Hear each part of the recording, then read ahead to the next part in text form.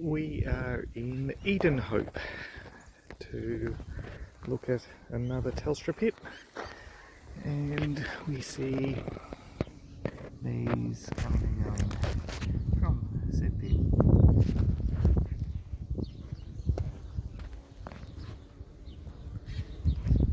So we'll set up our equipment and lift the lid and see what we've got. From the rough idea I'm getting when I peek down the hole, the comb looks relatively new, so it looks like it potentially hasn't been here too long, which fingers crossed is the case, because then it's a heap easier.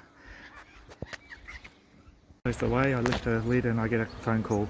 There was only a frame and a bit of comb, as you can see. I didn't have time to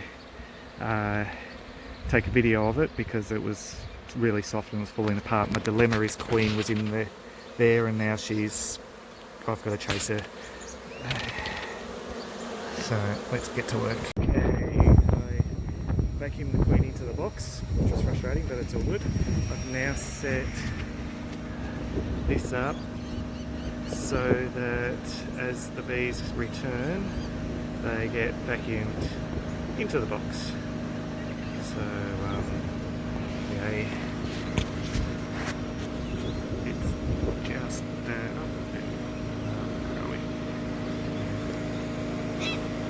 just at enough pressure to suck them in without hurting them.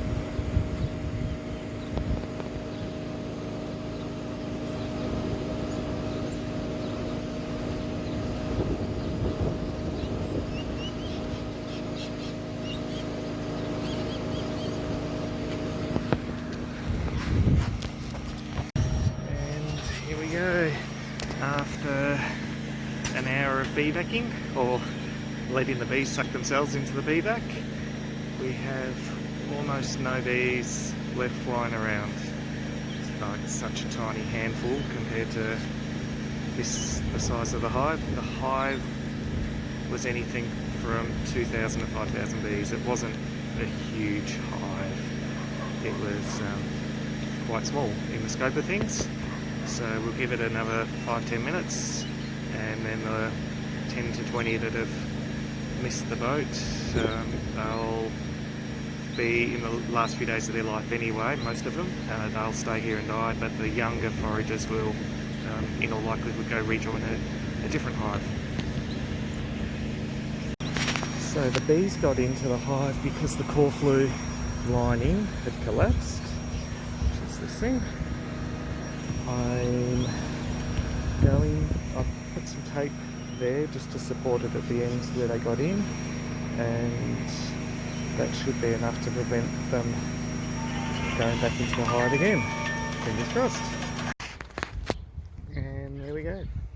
Bees in the box. Almost none flying around.